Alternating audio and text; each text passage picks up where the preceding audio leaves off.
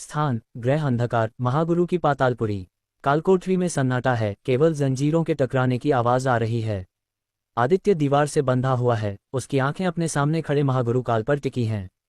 काल का चेहरा, जो आदित्य से मिलता जुलता है, एक भयानक सच की तरह उसके सामने था।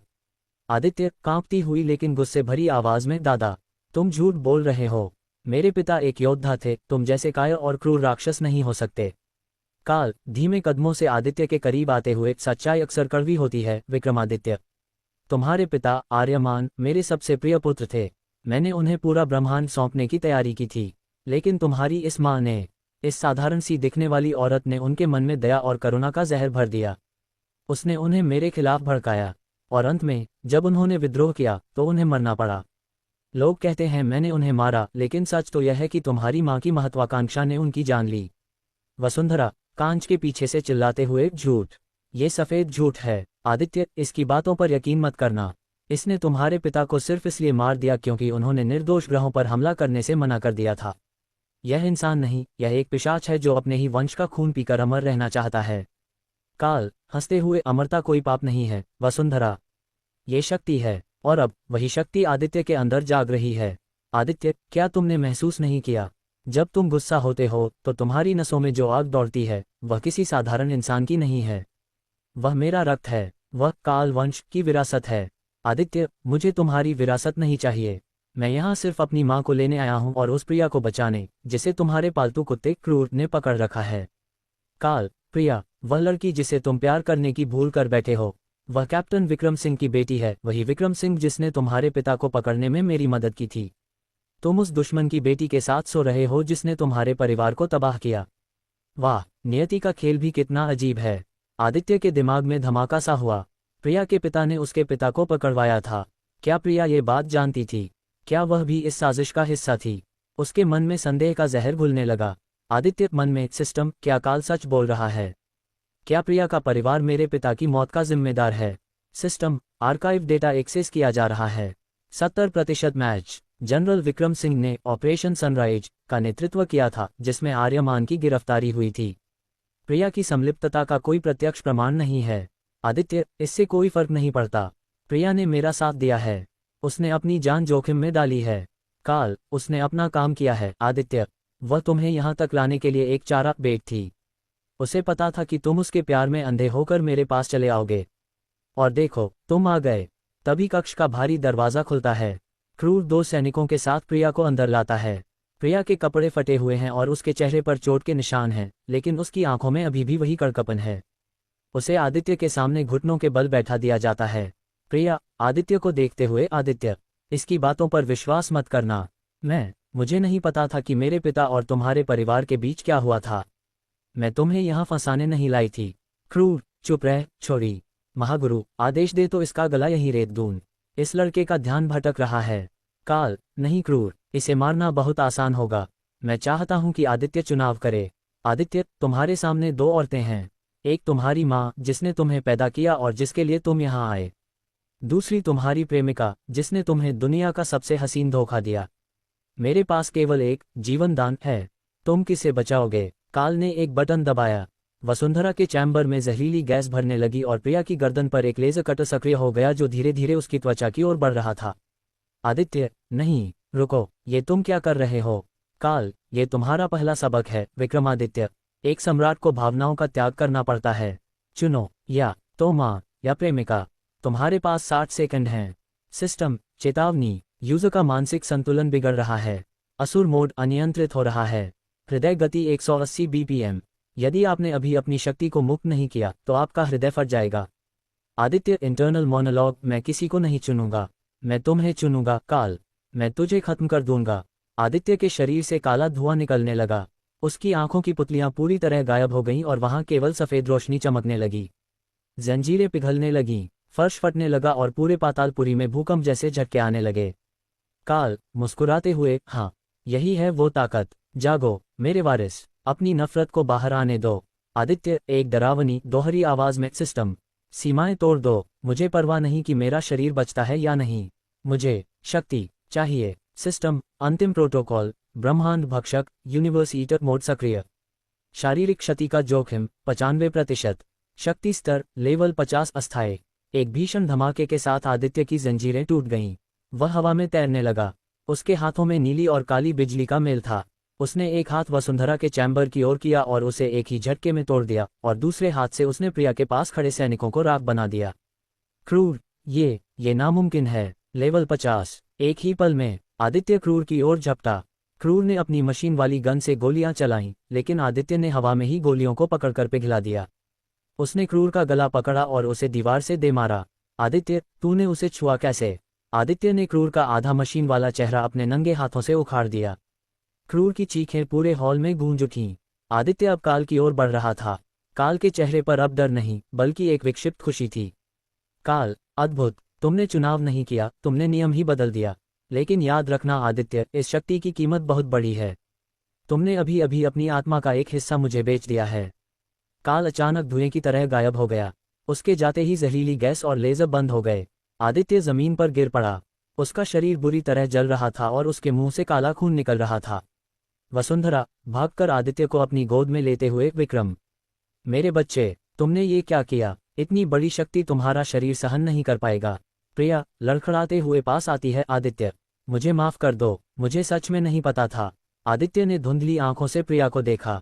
उसके मन में अभी भी काल की बातें गूंज रही थीं। क्या वह सच में निर्दोष थी, या वह बस एक अच्छी अदाकारा थी? उसने प्रिया का हाथ झटक दिया। आदित्य, मुझसे दूर रहो, अभी के लिए। हम यहाँ से निकल रहे हैं। लेकिन याद रखना प्रिया, अगर मुझे पता चला कि तुमने मुझे धोखा दिया है तो अगला नंबर तुम्हारा होगा। प्रिया की आंखों में आंसू आ गए, लेकिन उसने कुछ नहीं कहा। तभी पातालपुरी का अलार्म बजने लगा। हजारों सैनिक उनकी ओर बढ़ रहे थे। सिस्टम, ऊर्जा समाप्त, हीलिंग मोड की आवश्यकता, कृपया सुरक्षित स्थान ढूंढें। आदित्य ने अपनी मां को बचाया, लेकिन अपने प्यार पर से विश्वास खो दिया। वह अब उस रास्ते पर निकल पड़ा है जहां कोई वापसी नहीं है। महागुरु काल का खेल अभी खत्म नहीं हुआ है। उसने आदित्य के अंदर उस राक्षस को जगा दिया है जिसे दबाने के लिए वसुंधरा ने उसे सालों तक छुपा कर रखा था। एपिसोड 12, अंधेरे की गहराइयां और टूटा हुआ विश्वास। स्थान, पातालपुरी की ढहती हुई जेल और भागने का गलियारा। चारों ओर सायरन की कान फाड़ने वाली आवाजें गूंज रही हैं। छत से धूल और कंक्रीट के टुकड़े गिर रहे हैं। आदित्य अपनी मां वसुंधरा को एक कंधे का सहारा दिए हुए है, जबकि उसका दूसरा हाथ अपनी छाती पर है, जहां उसका कोट तेजी से धड़क रहा है। प्रिया उनके पीछे पीछे चल रही है। उसकी आंखों में पछतावा और डर साफ झलक रहा है। आदित्य भारी सांसें लेते हुए, सिस्टम, एग्जिट रूट दिखाओ। मेरा शरीर अब और बोझ नहीं उठा सकता। नसों में जलन बढ़ रही है। सिस्टम, चेतावनी, ब्रह्मांड भक्षक मोड के इस्तेमाल से आपकी कोशिकाओं को 40% स्थायी क्षति पहुंची है। अगले 10 मिनट तक कोई सक्रिय कौशल एक्टिव स्किल उपलब्ध नहीं होगा। मुख्य द्वार बंद कर दिया गया है। एकमात्र रास्ता नर्क द्वार द अबिस गेट से होकर जाता है। वसुंधरा, नहीं विक्रम, नर्क द्वार की ओर मत जाना। वहां वो प्राचीन जीव रहते हैं जिन्हें काल ने भी पालतू नहीं बनाया। वे सिर्फ भूख पहचानते हैं। आदित्य, माँ, हमारे पास कोई विकल्प नहीं है। पीछे क्रूर की सेना है और सामने मौत। मुझे मौत ज्यादा मंजूर है। वे एक अंधेरे गलियारे में मुड़ते हैं। अचानक प्रिया दौड़कर आगे आती है और आदित्य का रास्ता रोक लेती है। प्रिया, आदित्य, मेरी बात सुनो। इस रास्ते के अंत में एक गुप्त हैंगर है जहां से छोटे लड़ाकू विमान निकलते हैं। मेरे पास मेरे पिता का बायोमेट्रिक एक्सेस है। अगर हम वहां पहुंच गए तो हम इस ग्रह के गुरुत्वाकर्षण से बाहर निकल सकते हैं। आदित्य, कड़वाहट के साथ, तुम्हारे पिता का एक्सेस, वही पिता जिन्होंने मेरे परिवार का विनाश किया। तुम अभी भी उनके नाम का इस्तेमाल कर रही हो। प्रिया, क्या भरोसा कि यह हमें बचाने के लिए है या हमें सीधे काल के पिंजरे में पहुंचाने के लिए? प्रिया रोते हुए, आदित्य, मेरा यकीन करो, मैंने तुम्हें प्यार किया है। वह सब सच था। मुझे उस इतिहास के बारे में कुछ नहीं पता था। अगर मैं तुम्हें मारना चाहती तो मैं तुम्हें उस आग से कभी नहीं बचाती। वसुंधरा, विक्रम, इसे अभी के लिए छोड़ दो। हमें यहाँ से निकलना होगा। अगर ये लड़की रास्ता जानती है तो हमें जाना होगा। वे भागते हुए एक विशाल धातु के दरवाजे के पास पहुंचते हैं। प्रिया अपना हाथ एक स्कैनर पर रखती है। दरवाजा धीरे से खुलता है और सामने एक चमकदार, उन्नत तकनीक वाला स्पेसशिप खड़ा है। लेकिन वहां कोई और भी इंतजार कर रहा है। माया, अंधेरे कोने से निकलती हुई, देर कर दी तुम लोगों ने। क्या लगा था महागुरु इतनी आसानी से अपने सबसे कीमती मोहरों को जाने देंगे? आदित्य, माया, तुम यहाँ क्या कर रही हो? तुम किसके पक्ष में हो? माया रहस्यमयी मुस्कान के साथ, मैं हमेशा सच के पक्ष में होती हूँ आदित्य। और सच यह है कि इस शिप में केवल 3 लोगों की जगह है। और तुम यहाँ 4 हो, तुम्हारी माँ, तुम्हारी प्रेमिका और मैं। आदित्य, तुम साथ नहीं आ रही हो। तुम बस रास्ता बताओ। माया, नहीं आदित्य, इस शिप को उड़ाने के लिए एक छाया ऊर्जा वाले पायलट की जरूरत है, जो सिर्फ मैं हूं। या फिर प्रिया अपना संस्थान का कोड इस्तेमाल करे। लेकिन काल ने कोड बदल दिए होंगे। चुनाव फिर से तुम्हारे पास है। तभी पीछे से भारी कदमों की आवाज आती है। क्रूर, जिसका चेहरा अब पूरी तरह मशीनी अंगों से ढका हुआ है और भयानक लग रहा है, अपने 100 से ज्यादा सैनिकों के साथ वहां पहुंच जाता है। क्रूर, गरजते हुए, पकड़ लो इन्हें। जिंदा या मुर्दा, महागुरु को इनका रक्त चाहिए। आदित्य, प्रिया, शिप में जाओ और मां को ले जाओ। माया, तुम पायलट सीट संभालो। मैं इन्हें रोकता हूं। प्रिया, नहीं, तुम इस हालत में नहीं लड़ सकते। तुम मर जाओगे। आदित्य, यह मेरा आदेश है कैप्टन। जाओ। प्रिया और वसुंधरा शिप के अंदर भागती हैं। माया पायलट केबिन की ओर लपकती है। आदित्य शिप के गेट पर खड़ा हो जाता है। वह अपनी असुर कृपाण निकालता है, लेकिन उसका हाथ कांप रहा है। सिस्टम संकट, ऊर्जा का स्तर 2%। क्या आप प्राण बलि लाइफ सैक्रिफाइस मोड सक्रिय करना चाहते हैं? इससे आपकी आयु के 10 वर्ष कम हो जाएंगे, लेकिन आप 2 मिनट के लिए असीमित शक्ति पाएंगे। आदित्य, कर दो। मेरी मां के लिए 10 साल क्या, पूरी जिंदगी भी कम है। आदित्य के शरीर से एक सुनहरा और काला प्रकाश निकलता है। उसकी उम्र जैसे आंखों के सामने तेजी से बीत रही हो, उसके चेहरे पर थोड़ी परिपक्वता आ जाती है। वह बिजली की गति से सैनिकों के बीच कूदता है। हर वार के साथ एक सैनिक राख बन रहा है। क्रूर उस पर अपनी लेजर गन से हमला करता है, लेकिन आदित्य लेजर को हाथ से पकड़कर वापस क्रूर की ओर मोड़ देता है। क्रूर, यह इंसान नहीं है, ये साक्षात यमराज है। आदित्य, मैं यमराज नहीं, मैं तुम्हारा अंत हूं। आदित्य अपनी कृपाण क्रूर के सीने के आर पार कर देता है।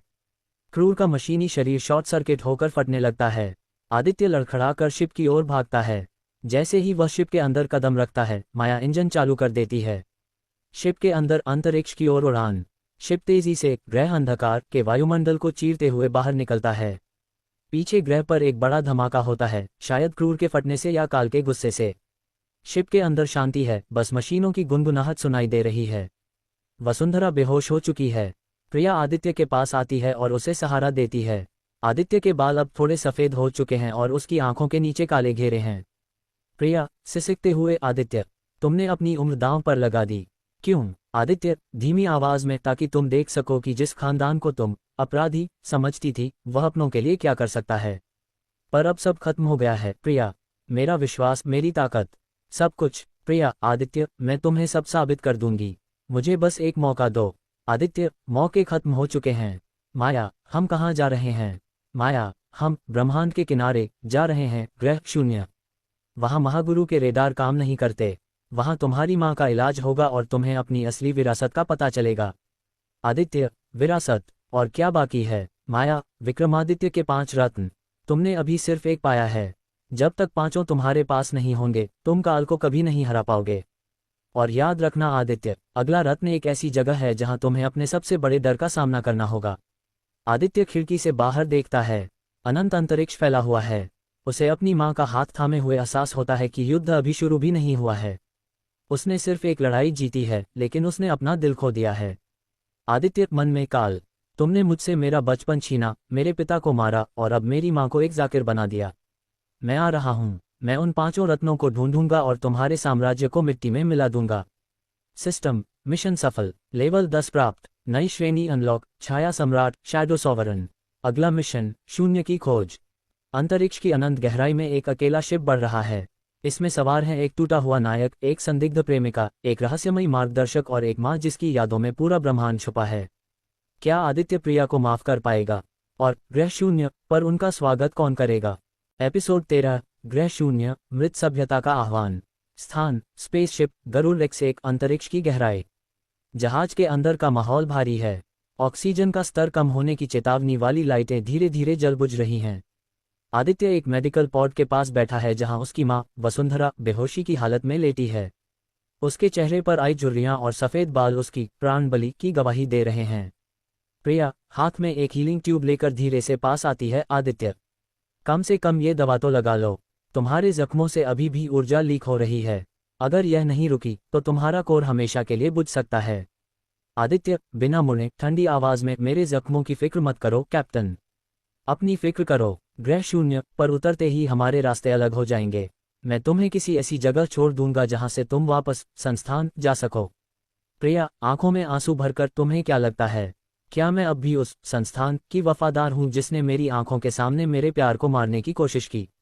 आदित्य, काल ने मुझे इस्तेमाल किया, ये सच है, पर मेरी भावनाओं को उसने नहीं बनाया था, वे मेरी अपनी थीं। आदित्य, भावनाओं ने ही आज मेरी माँ को इस हालत में पहुंचाया है।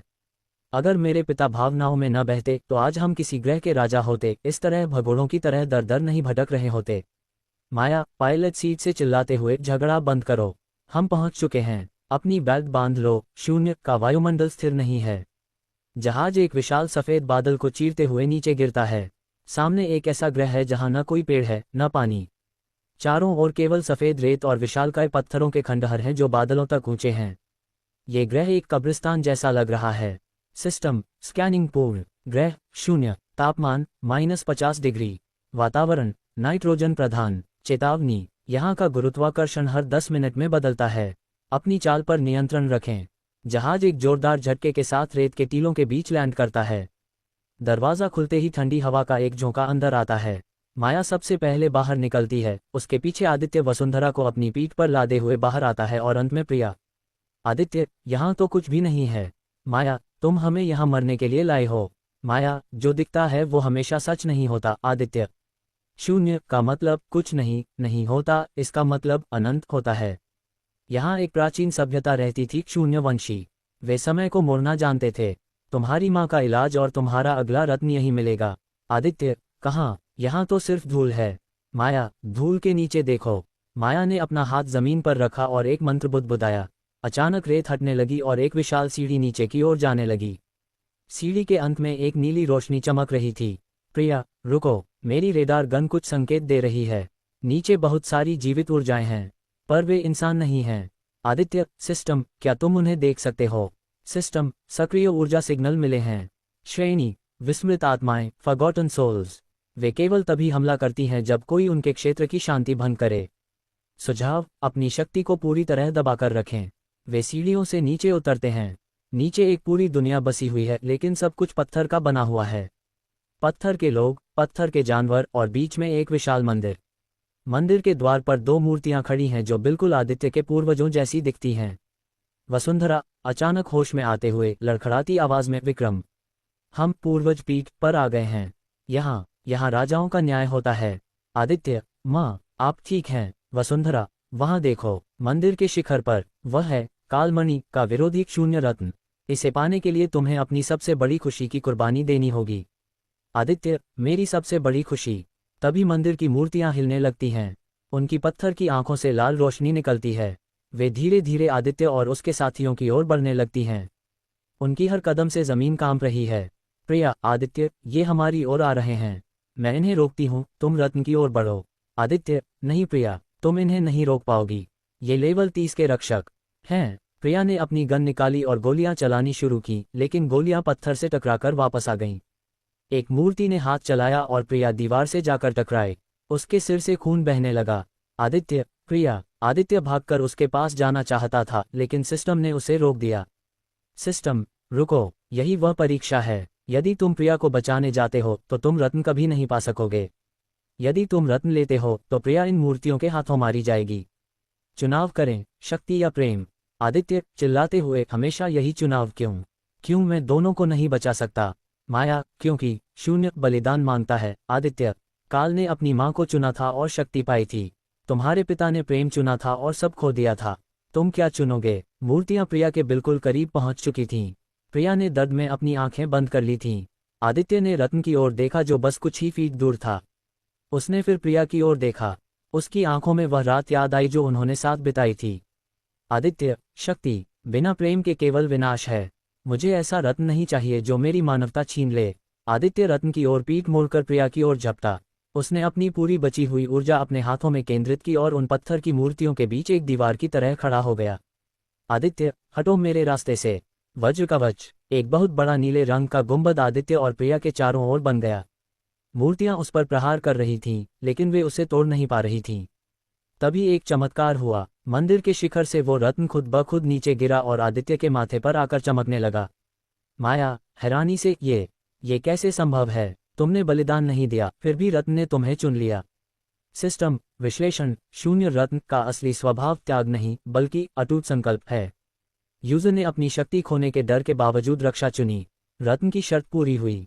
Level up. लेवल 15। नई शक्ति अनलॉक। समय स्थिरता टाइम स्टेसिस। मूर्तियां वापस अपनी जगह पर जाकर जम गईं। पूरा मंदिर शांत हो गया।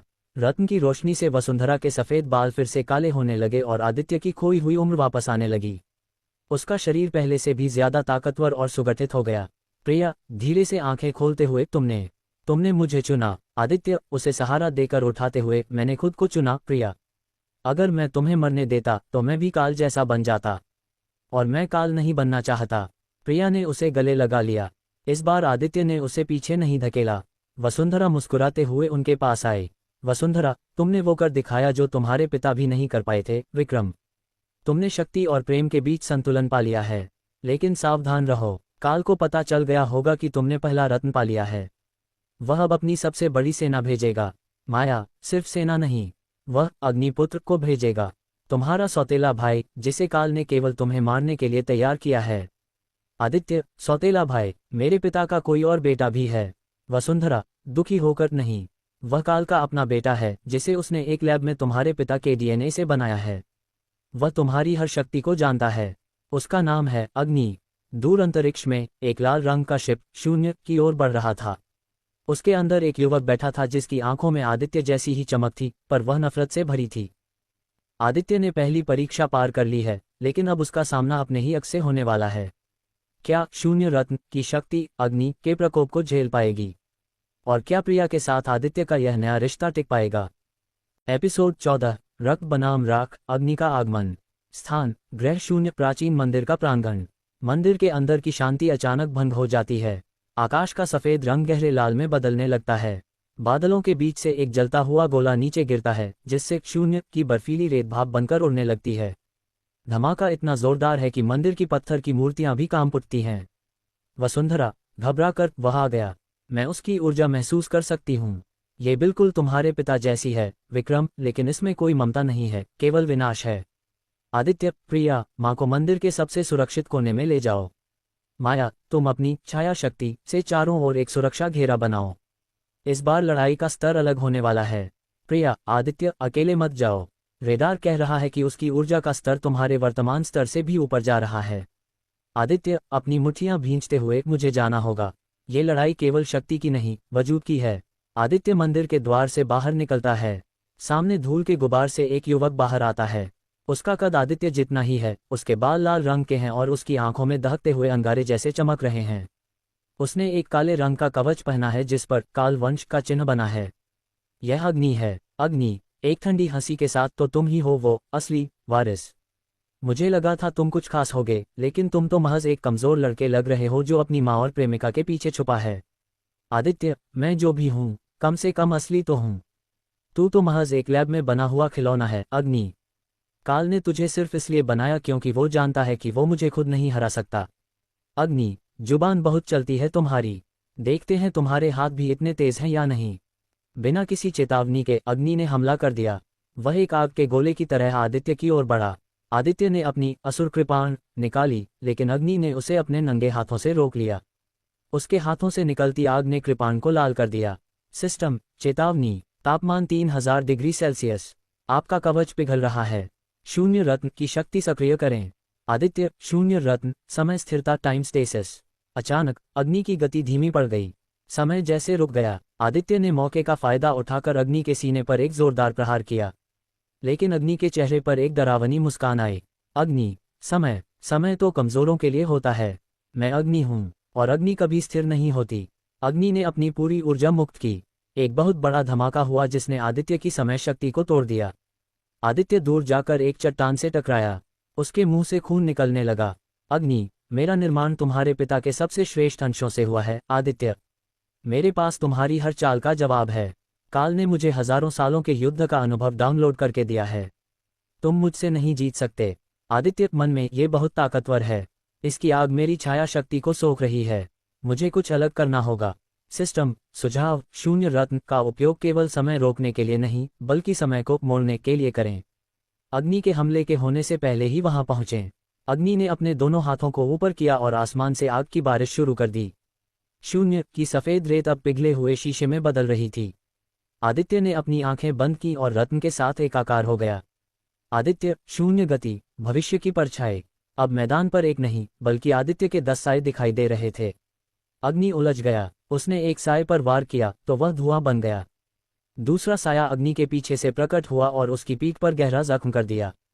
अग्नि, गुस्से में चिल्लाते हुए, ये चूहे बिल्ली का खेल बंद करो, सामने आकर लड़ो। आदित्य, जैसा तुम चाहो।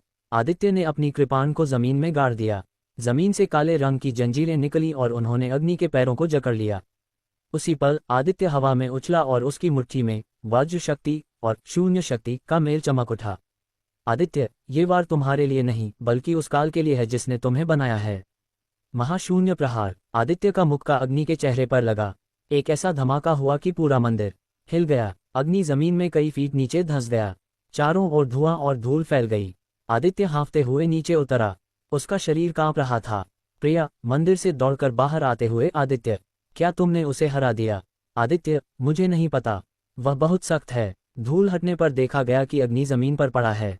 उसका कवच टूट चुका था और उसके शरीर से आग की जगह नीला धुआं निकल रहा था। वह हार चुका था, लेकिन उसकी आंखों में अभी भी वही नफरत थी। अग्नि, कमजोर आवाज में, तुम जीत गए, लेकिन खुश मत हो। काल ने मेरे अंदर एक सेल्फ डिस्ट्रक्ट बटन फिट किया है।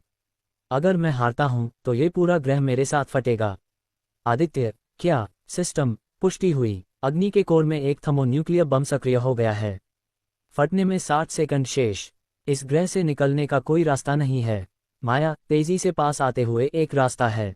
आदित्य, तुम्हें अपनी समय शक्ति का उपयोग करके इस धमाके को एक छोटे से घेरे में कैद करना होगा, लेकिन इसके लिए तुम्हें अपनी पूरी ऊर्जा दांव पर लगानी होगी।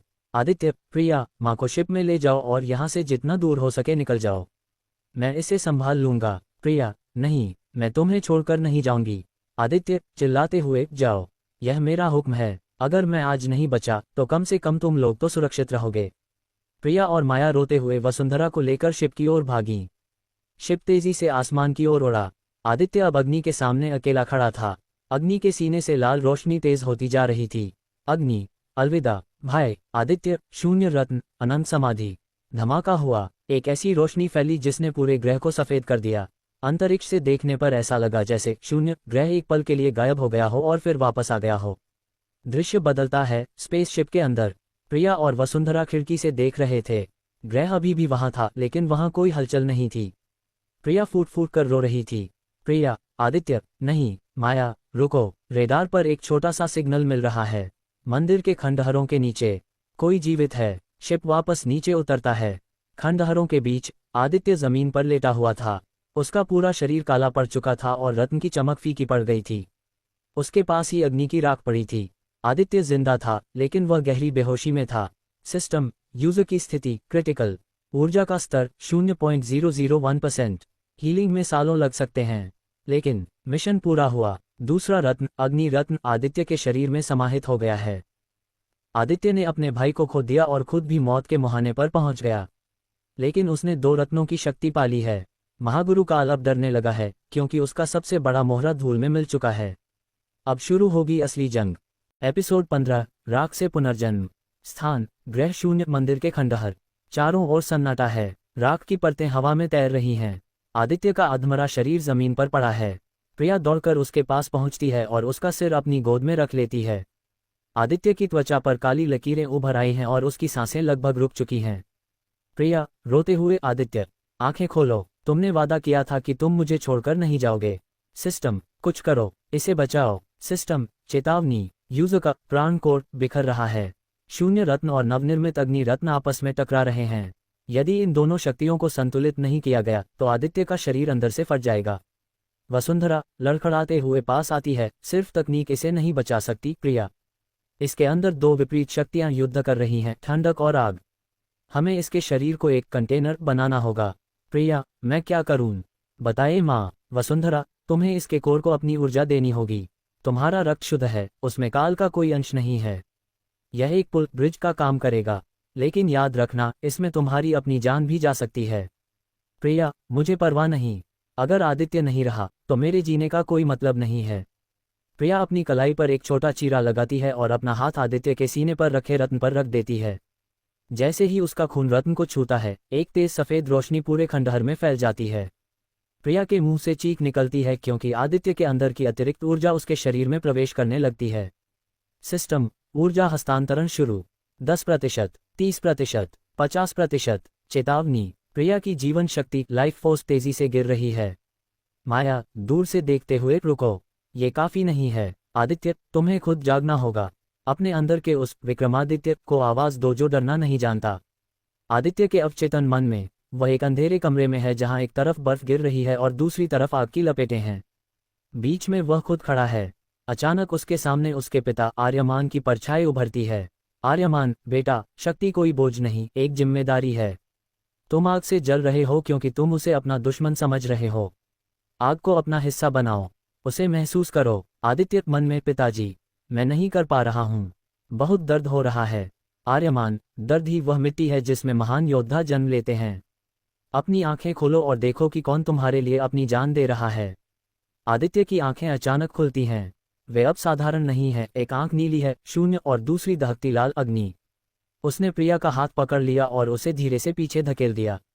आदित्य, गहरी और गूंजती आवाज में, बहुत हुआ प्रिया, अब मैं संभाल लूंगा। आदित्य खड़ा होता है। उसके शरीर से काली राख झड़ने लगती है और नई सुनहरी त्वचा उभर आती है।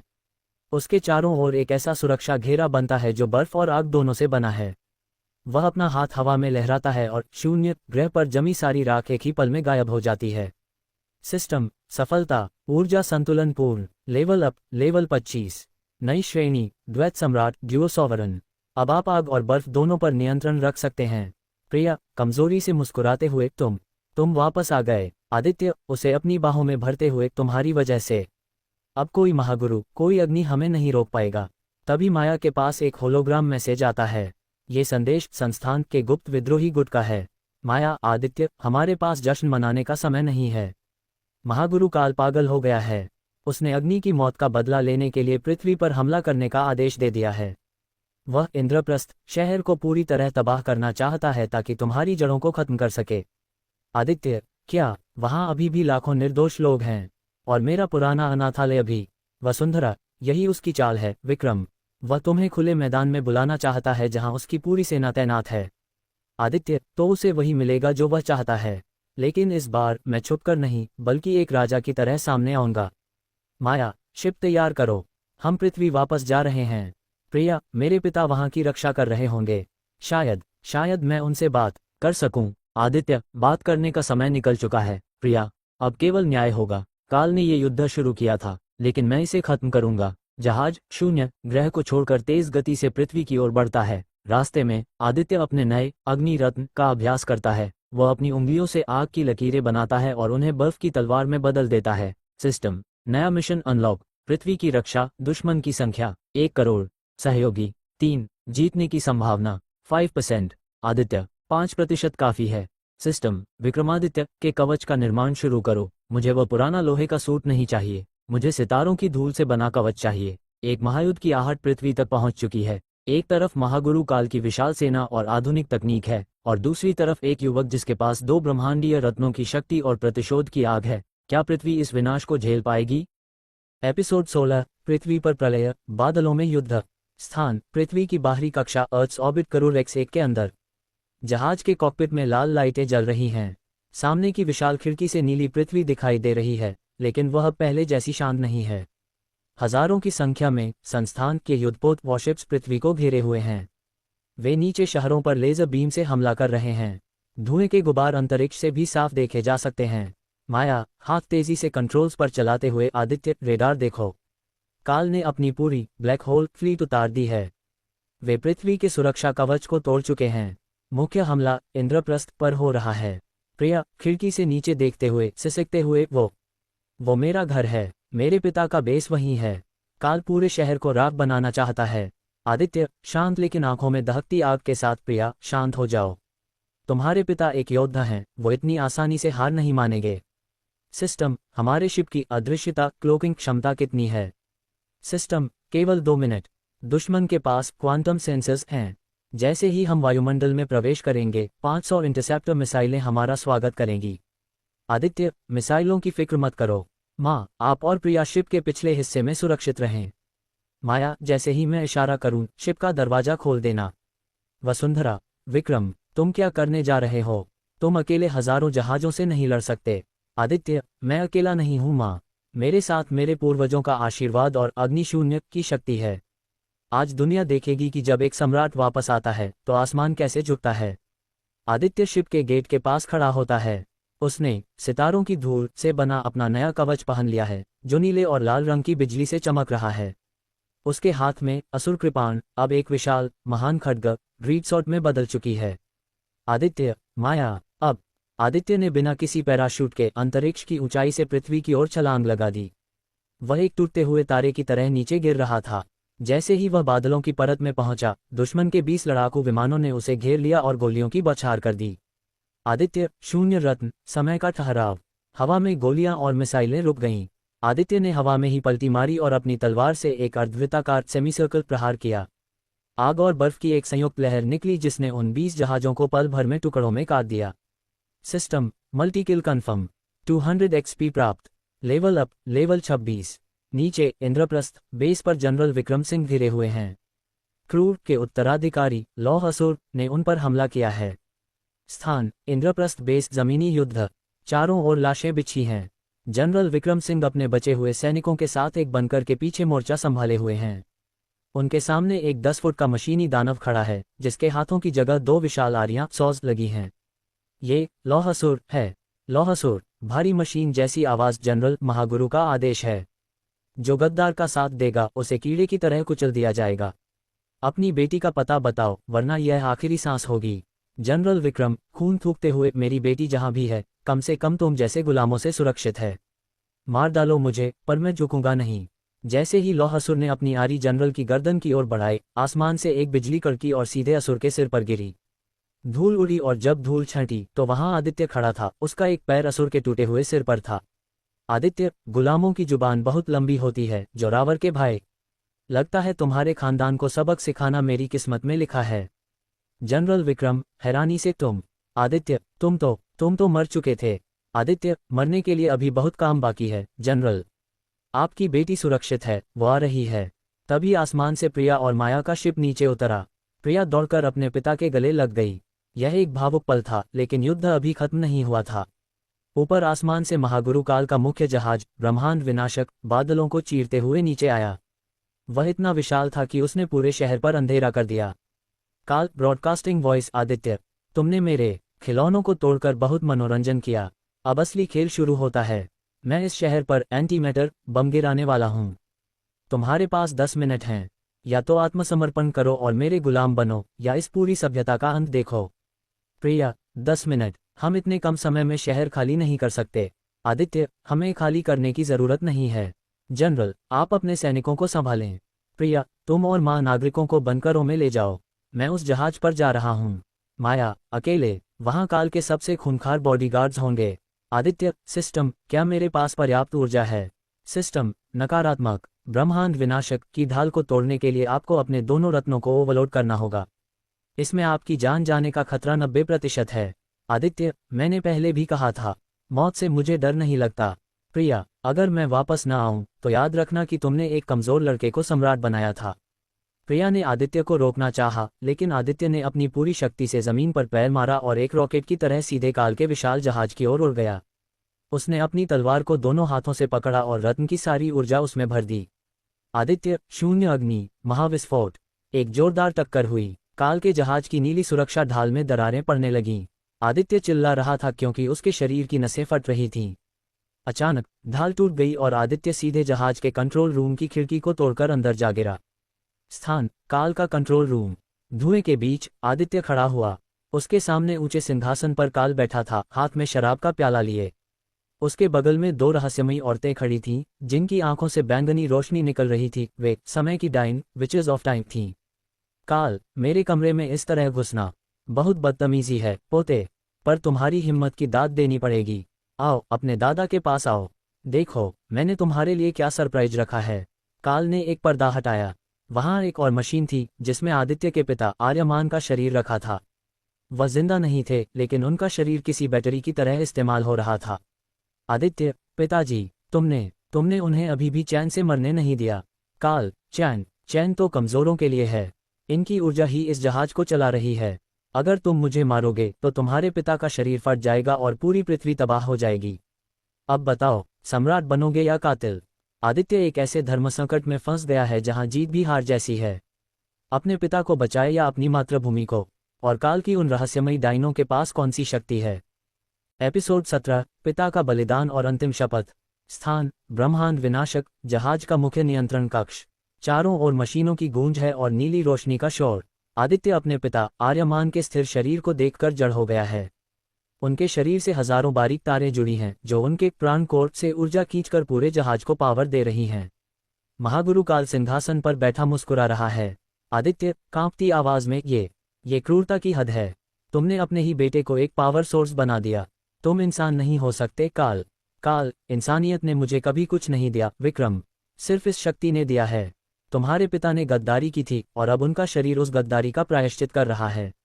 देखो, जैसे ही उनकी धड़कन रुकती है इस जहाज का एंटीमैटर बम सीधे पृथ्वी पर गिरेगा। तुम मुझे छू भी नहीं सकते। सिस्टम स्कैनिंग पूर्ण। आर्यमान के शरीर का बायो लिंक सीधे बम के डेटोनेटर से जुड़ा है। यदि लिंक टूटा तो पृथ्वी का विनाश निश्चित है। बचने की संभावना 0.0001%। तभी काल के बगल में खड़ी दोनों समय की डाइनें आगे बढ़ती हैं। उनकी आंखों से बैंगनी लपटें निकल रही हैं। उन्होंने अपने हाथ हवा में लहराए और आदित्य के चारों ओर का समय धीमा होने लगा। डायन 1, छोटा राजकुमार बहुत भावुक है। डायन 2, और भावुकता ही काल का द्वार है। डायनों ने एक जादुई जाल बुना जिसने आदित्य की शून्य शक्ति को सोखना शुरू कर दिया। आदित्य घुटनों के बल गिर गया। उसे ऐसा लगा जैसे कोई उसकी आत्मा को शरीर से बाहर खींच रहा हो। काल, खत्म करो इसे। मुझे इसका शरीर चाहिए। इसके अंदर के रत्नों को मैं अपनी अगली मशीन में लगाऊंगा। स्थान, नीचे पृथ्वी पर इंद्रप्रस्थ बेस। प्रिया और जनरल विक्रम एक विशाल टेलीस्कोपिक स्क्रीन पर जहाज के अंदर की हलचल देख रहे हैं। उन्हें आदित्य की गिरती हुई हालत नजर आ रही है। प्रिया, पापा, हमें कुछ करना होगा। आदित्य हार रहा है। वो डाइनें उसकी शक्ति छीन रही हैं। जनरल विक्रम, प्रिया, हमारे पास एक ईएमपी मिसाइल है, लेकिन अगर हमने उसे चलाया तो वह जहाज के सारे सिस्टम फेल कर देगी। इसका मतलब होगा कि आदित्य के पिता का शरीर भी शांत हो जाएगा और बम गिर जाएगा। माया, रुको। अगर मैं अपनी छाया शक्ति को मिसाइल के साथ जोड़ दूं तो हम केवल काल के सुरक्षा घेरे को एक पल के लिए हिला सकते हैं। आदित्य को उस एक सेकंड का फायदा उठाना होगा। प्रिया, करो माया, अभी करो। वापस जहाज के अंदर। अचानक पूरा जहाज एक जोरदार झटके से कांप उठा। माया की छाया मिसाइल ने जहाज के बाहरी कवच को भेद दिया था। एक पल के लिए डाइनों का जादुई जाल कमजोर पड़ा। आदित्य, अब मेरा मौका है। अग्नि रत्न पूर्ण प्रज्वलन फुल इग्निशन। आदित्य के शरीर से इतनी तेज आग निकली कि उसने उन डाइनों को पीछे धकेल दिया। वह तेजी से उछला और काल की ओर नहीं बल्कि अपने पिता के शरीर की ओर बढ़ा। उसने अपना हाथ अपने पिता के ठंडे हाथ पर रखा। आदित्य, रोते हुए, पिताजी, क्या आप मुझे सुन सकते हैं? मैं आपका बेटा हूँ। विक्रम। अचानक आर्यमान की बंद आंखें एक पल के लिए खुलीं। उनकी आंखों में वही नीला तेज था जो आदित्य की आंखों में था। उनके होंठ हिले जैसे वे कुछ कहना चाहते हों। आर्यमान, टेलीपैथिक आवाज सीधे आदित्य के दिमाग में, विक्रम, मेरा समय बहुत पहले खत्म हो गया था। ये शरीर सिर्फ एक पिंजरा है। मुझे मुक्त करो पुत्र। आदित्य, नहीं, अगर मैंने आपको मुक्त किया तो पृथ्वी तबाह हो जाएगी। काल ने बम को आपके दिल से जोड़ रखा है। आर्यमान, तुम्हारे पास शून्य रत्न है। विक्रम, शून्य का मतलब अंत नहीं होता। शून्य का मतलब स्थानांतरण, ट्रांसफर भी होता है। बम की ऊर्जा को अपने अंदर सोख लो। तुम्हारा शरीर असुर और देव दोनों के रक्त से बना है। तुम इसे सह सकते हो। मुझे मुक्त करो और इस राक्षस का अंत करो। आदित्य, लेकिन पिताजी, आप। आर्यमान, मुझे गर्व है तुम पर। अब प्रहार करो। काल सिंहासन से चिल्लाया, रुको, तुम दोनों क्या कर रहे हो? आदित्य, माँ, माफ करना पिताजी, अलविदा। आदित्य ने अपनी असुर कृपाण को अपने पिता के हृदय के चीकू पर रखा। उसने अपनी आंखें बंद की और शून्य रत्न की पूरी शक्ति को सक्रिय कर दिया। जैसे ही तलवार ने बायोलिंक को काटा, हजारों वोल्ट की एंटीमैटर ऊर्जा आर्यमान के शरीर से निकलकर आदित्य के अंदर समाने लगी। सिस्टम चेतावनी, ऊर्जा का स्तर 500%, 800%, शरीर फटने की कगार पर है। अग्नि रत्न को कूलेंट की तरह इस्तेमाल करें। आदित्य का शरीर नीली और लाल रोशनी से दमकने लगा। उसके पीछे एक विशाल परछाई उभरी, सम्राट विक्रमादित्य का असली स्वरूप। आर्यमान का शरीर धीरे धीरे प्रकाश के कणों में बदलकर गायब हो गया। वे अंततः मुक्त हो गए थे। काल, गुस्से और डर में तुमने सब बर्बाद कर दिया। अब मैं तुम्हें जिंदा नहीं छोड़ूंगा। काल ने अपनी गदा उठाई और आदित्य पर हमला किया, लेकिन आदित्य ने उसे सिर्फ एक हाथ से रोक लिया। आदित्य की आंखों में अब कोई दया नहीं थी। आदित्य, काल, तुमने मेरे पिता की बलि ली है, अब मैं तुम्हारे पूरे साम्राज्य की बलि लूंगा। आदित्य ने काल की गदा को अपनी मुट्ठी में चूर चूर कर दिया। उसने काल की गर्दन पकड़ी और उसे जहाज की खिड़की की ओर ले गया, जहां से नीचे जलती हुई पृथ्वी दिख रही थी। आदित्य, देखो इसे, ये वही दुनिया है जिसे तुम जीतना चाहते थे। अब तुम इसे अंतरिक्ष के मलबे की तरह देखोगे। आदित्य ने एक जोरदार मुक्का काल के सीने पर मारा, जिससे काल जहाज की दीवार तोड़ते हुए सीधे अंतरिक्ष के शून्य में जा गिरा। काल चिल्लाता रहा, लेकिन उसकी आवाज को सुनने वाला कोई नहीं था। सिस्टम बम की ऊर्जा सफलतापूर्वक सोख ली गई। जहाज का विनाश शुरू। 30 सेकंड में बाहर निकलें। आदित्य ने आखिरी बार अपने पिता की खाली जगह को देखा। एक छोटा सा आंसू उसकी आंख से गिरा और वह जहाज से नीचे पृथ्वी की ओर कूद गया। पृथ्वी पर लैंडिंग। धूल और धुएं के बीच आदित्य इंद्रप्रस्थ के मैदान में उतरा। उसके कपड़े चिथड़े हो चुके थे और उसके शरीर से अभी भी चिंगारियां निकल रही थीं। प्रिया, वसुंधरा और जनरल विक्रम दौड़कर उसके पास आए। प्रिया, आदित्य, तुम ठीक हो? तुम्हारे पिता? आदित्य धीरे से सिर हिलाते हुए, वे मुक्त हो गए प्रिया। उन्होंने मुझे बचा लिया। वसुंधरा ने अपने बेटे के बलिदान को महसूस किया और आदित्य को गले लगा लिया। पूरा शहर, जो थोड़ी देर पहले मौत के साए में था, अब चकित होकर अपने रक्षक को देख रहा था। काल का अंत हो गया, लेकिन ब्रह्मांड के अन्य ग्रहों पर अभी भी उसके वफादार जनरल मौजूद हैं। आदित्य ने अपने पिता को खोया, लेकिन उसने अपनी असली शक्ति और उद्देश्य पा लिया है। अब वह महज एक लड़का नहीं, वह ब्रह्मांड का रक्षक है। एपिसोड 18, राख में खिली मोहब्बत और नैयाहट। स्थान इंद्रप्रस्थ बेस। युद्ध के 3 दिन बाद शहर के ऊपर से काले बादल छंट चुके हैं, लेकिन जमीन पर अभी भी तबाही के निशान बाकी हैं। पुनर्निर्माण का काम जोरों पर है। आदित्य बेस की सबसे ऊंची छत पर खड़ा होकर डूबते हुए सूरज को देख रहा है। उसके शरीर पर पट्टियां बंधी हैं, लेकिन उसकी आंखों में एक नई गहराई है। प्रिया, पीछे से आते हुए धीमी आवाज में, डॉक्टर ने कहा था कि तुम्हें आराम करना चाहिए। तुम यहां फिर से पूरी दुनिया का बोझ अपने कंधों पर लिए खड़े हो। आदित्य मुस्कुराते हुए, पीछे मुड़े बिना आराम करना मेरी किस्मत में शायद लिखा ही नहीं है प्रिया। जब आंखें बंद करता हूं तो आज भी पिताजी की वो आखिरी मुस्कान दिखाई देती है। ऐसा लगता है जैसे वो कह रहे हों, अभी तो बस शुरुआत है। प्रिया, आदित्य के बगल में खड़ी होकर उसका हाथ थामते हुए, तुमने उन्हें मुक्त किया आदित्य। तुमने पृथ्वी को बचाया। कम से कम आज की शाम तो खुद को माफ कर दो। प्रिया ने अपना सिर आदित्य के कंधे पर रख दिया। ठंडी हवा उनके बालों से खेल रही थी। आदित्य ने महसूस किया कि इस युद्ध ने उससे बहुत कुछ छीना, लेकिन बदले में उसे एक ऐसा रिश्ता दिया जिसकी उसने कभी कल्पना नहीं की थी। उसने धीरे से प्रिया का चेहरा अपनी ओर घुमाया। उसकी आंखों में अभी भी वह डर था कि कहीं वह फिर से आदित्य को खो न दे। आदित्य, प्रिया, जब मैं उस जहाज पर था और मौत के करीब था, मुझे सिर्फ एक ही ख्याल आया कि मैंने तुम्हें कभी बताया ही नहीं कि तुम मेरे लिए क्या हो। प्रिया, हल्की मुस्कान के साथ, तो अब बता दो। सम्राटों को अपनी बात कहने के लिए मुहूर्त की जरूरत नहीं होती।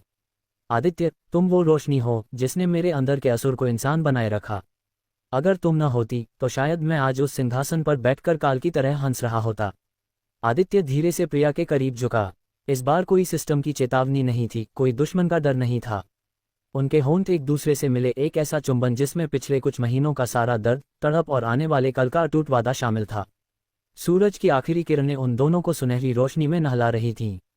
उसी समय बेस के कमांड सेंटर में जनरल विक्रम और वसुंधरा एक गुप्त फाइल का विश्लेषण कर रहे हैं। तभी माया तेजी से कमरे में दाखिल होती है। उसके हाथ में एक अजीब सा काला उपकरण है जो रह रह कर धड़क रहा है। माया, जनरल, हमारे डीप स्पेस रेडार ने कुछ बहुत ही अजीब पकड़ा है। काल की मौत के बाद उसके ब्रह्मांड विनाशक जहाज से एक डेटा पैकेट अंतरिक्ष के सबसे दूरस्थ कोने में भेजा गया था। वसुंधरा, किसे? काल तो मर चुका है और उसका बेटा अग्नि भी राख हो चुका है। माया, मैसेज काल के लिए नहीं था, वह नक्षत्र साम्राज्य की ओर गया है। काल तो बस एक प्यादा था, असली खिलाड़ी वहां बैठा है। उसका नाम है सम्राट शून्य अंक, जनरल विक्रम शून्य अंक। मैंने कहानियों में सुना है कि वह समय और स्थान का मालिक है। अगर काल उसका एजेंट था तो इसका मतलब है कि असली हमला अभी होना बाकी है। रात का समय, आदित्य का कमरा। आदित्य गहरी नींद में है। अचानक उसके माथे पर लगा शून्य रत्न तेज बैंगनी रोशनी से चमकने लगता है। उसे एक सपना दिखाई देता है, एक ऐसा ग्रह जो पूरी तरह कांच का बना है। वहां हजारों लोग कांच की मूर्तियों की तरह जमे हुए हैं। बीच में एक आकृति खड़ी है जिसकी कोई शक्ल नहीं है, केवल एक काला शून्य है। शून्य अंक। गूंजती आवाज, विक्रमादित्य, तुमने मेरे खिलौने को तोड़ दिया। तुमने ब्रह्मांड के संतुलन को बिगाड़ दिया है। अब समय की रेत उल्टी बहेगी। आदित्य अचानक हड़बड़ाकर उठते हुए, नहीं। सिस्टम, खतरा, खतरा, अज्ञात ऊर्जा का प्रवेश। आपके शरीर के अंदर एक नया टाइम वायरस पाया गया है। यह आपकी यादों को मिटा रहा है। आदित्य, क्या? मेरी यादें? सिस्टम, इसे रोको। सिस्टम, रोकना असंभव है। ये 0 अंक का सीधा हमला है। आपके पास केवल 24 घंटे हैं, इससे पहले कि आप भूल जाएं कि आप कौन हैं और आपकी शक्तियां क्या हैं। आदित्य आईने में अपना चेहरा देखता है। उसे अपना नाम याद करने में मुश्किल हो रही है। वह दौड़कर प्रिया के कमरे की ओर भागता है, लेकिन रास्ते में उसे एहसास होता है कि वह धीरे धीरे भूल रहा है कि प्रिया कौन है। काल के बाद एक ऐसा दुश्मन आया है जो तलवार से नहीं, बल्कि यादों से लड़ता है। अगर आदित्य अपनी पहचान भूल गया, तो ब्रह्मांड का रक्षक ही ब्रह्मांड के लिए सबसे बड़ा खतरा बन जाएगा। क्या प्रिया अपने प्यार से आदित्य की याददाश्त वापस ला पाएगी? एपिसोड 19, स्मृति का लोप और शून्य का जाल। स्थान, इंद्रप्रस्थ बेस। आदित्य का कमरा, रात के 3 बजे। आदित्य पसीने से तरबतर बिस्तर पर बैठा है। उसका हाथ कांपते हुए आईने को छूता है। आईने में उसकी परछाई धुंधली हो रही है। उसके माथे पर लगा रत्न अब बैंगनी रंग की डरावनी रोशनी छोड़ रहा है। आदित्य अचकचाते हुए, सिस्टम, मेरा नाम क्या है? और ये लड़की जिसकी तस्वीर मेरे मेज पर है, मैं इसका नाम क्यों नहीं याद कर पा रहा? सिस्टम, चेतावनी, स्मृति लोप प्रक्रिया 15% पूर्ण। आपका मस्तिष्क नक्षत्र साम्राज्य के वायरस से संक्रमित है। ये वायरस आपके न्यूरॉन्स को फिर से लिख रहा है। यदि यह 100% तक पहुंचा, तो आप केवल एक खाली मांस का पुतला रह जाएंगे। आदित्य पागलों की तरह कमरे से बाहर निकलता है। गलियारे में उसे प्रिया मिलती है, जो शायद उसके चीखने की आवाज़ सुनकर आई थी। प्रिया, आदित्य, तुम इतनी रात को यहाँ क्या कर रहे हो? तुम्हारी तबीयत ठीक तो है? तुम बहुत पीले दिख रहे हो।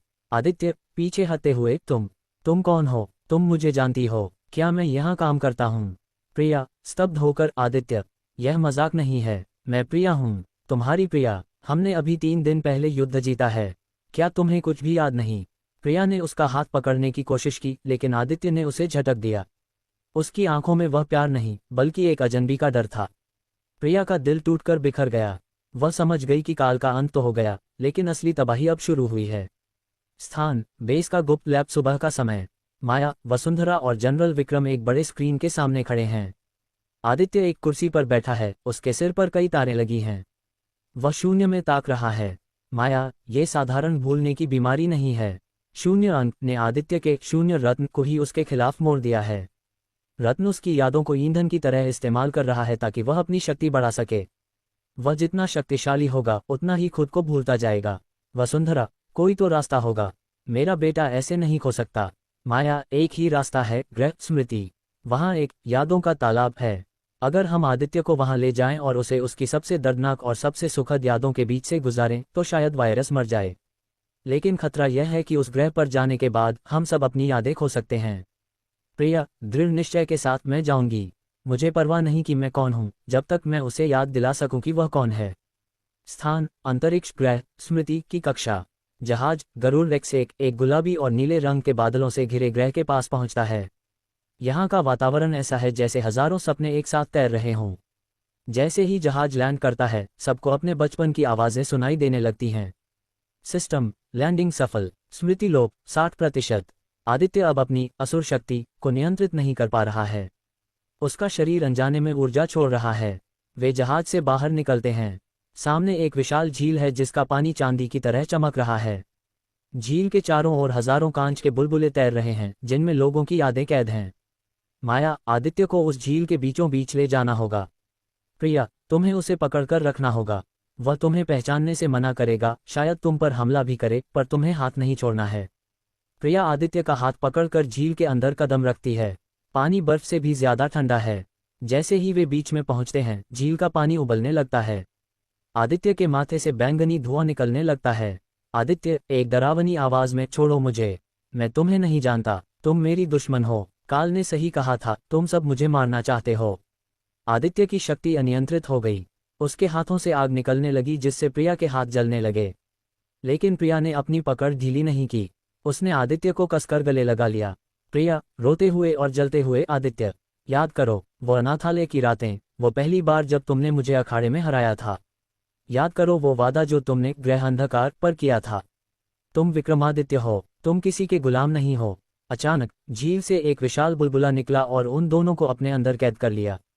बुलबुले के अंदर आदित्य को अपनी पूरी जिंदगी एक तेज फिल्म की तरह दिखने लगी। उसे वह दर्द महसूस हुआ जब उसके पिता मरे थे, उसे वह खुशी महसूस हुई जब उसने प्रिया को पहली बार चूमा था। शून्य अंक की आवाज, तुम्हारी यादें मेरी हैं बालक, इन्हें मुझे दे दो और अमर शांति पाओ। आदित्य भीतर से गरजते हुए, मेरी यादें, मेरा दर्द, मेरी मोहब्बत, यह मेरी ताकत है, तुम इसे नहीं ले सकते। आदित्य ने अपनी पूरी इच्छाशक्ति को शून्य रत्न में झोंक दिया। बैंगनी रोशनी धीरे धीरे सुनहरी रोशनी में बदलने लगी। एक जोरदार धमाका हुआ और झील का पानी हजारों फीट ऊपर उछला। 2 घंटे बाद झील का किनारा। आदित्य रेत पर लेटा हुआ है। उसकी आंखें खुली हैं और वे अब पूरी तरह साफ और स्थिर हैं।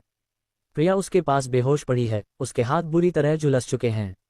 आदित्य प्रिया का सिर अपनी गोद में लेते हुए धीमी आवाज में, प्रिया, मैंने तुम्हें पहचान लिया, माफ करना, मैंने तुम्हें बहुत दर्द दिया।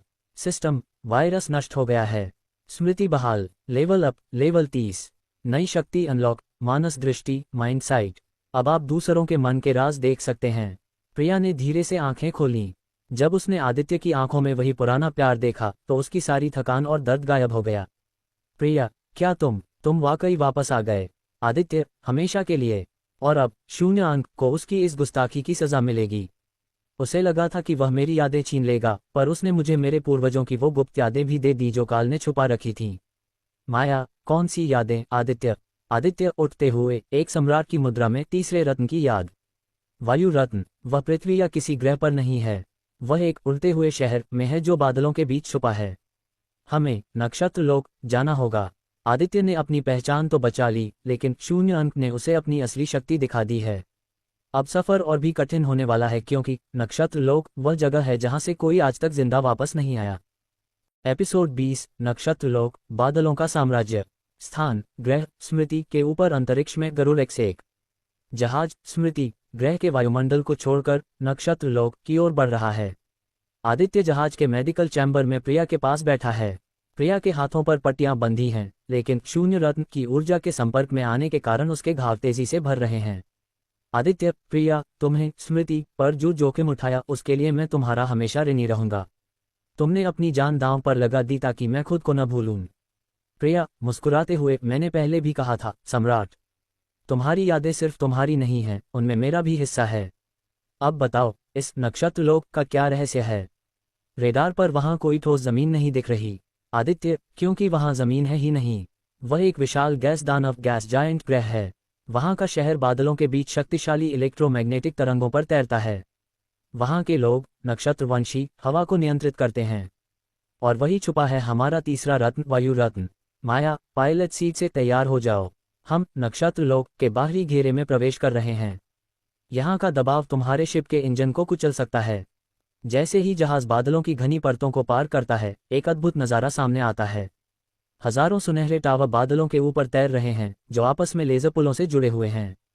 लेकिन शांति बस कुछ ही पलों की थी। अचानक जहाज के चारों ओर पंखों वाले योद्धाओं की एक सेना दिखाई देती है। वे मशीनी पंखों पर नहीं, बल्कि अपनी आंतरिक वायु शक्ति से उड़ रहे थे। नक्षत्र योद्धा, रेडियो सिग्नल पर एक गूंजती आवाज घुसपैठियों, तुम नक्षत्र लोक की पवित्र सीमा में प्रवेश कर चुके हो। बिना अनुमति यहाँ आने की सजा केवल शून्य पाताल में गिरना है। आदित्य, मैं विक्रमादित्य का वंशज हूँ। मैं यहाँ युद्ध करने नहीं, अपनी विरासत लेने आया हूँ। नक्षत्र योद्धा, विरासत केवल उसे मिलती है जो हवा से तेज चल सके।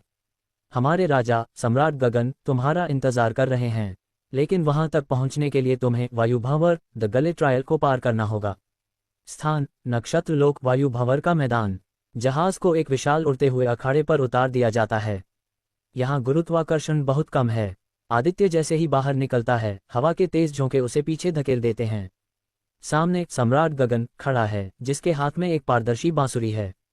सम्राट गगन, आदित्य, मैंने तुम्हारे बारे में सुना है।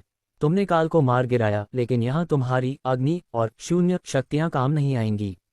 हवा को तुम जला नहीं सकते और न ही उसे स्थिर कर सकते हो। क्या तुम बिना अपनी शक्तियों के मेरा सामना कर सकते हो? आदित्य, शर्त क्या है? सम्राट गगन, सामने वो चमकता हुआ स्तंभ देखो, उस पर वायु रत्न रखा है।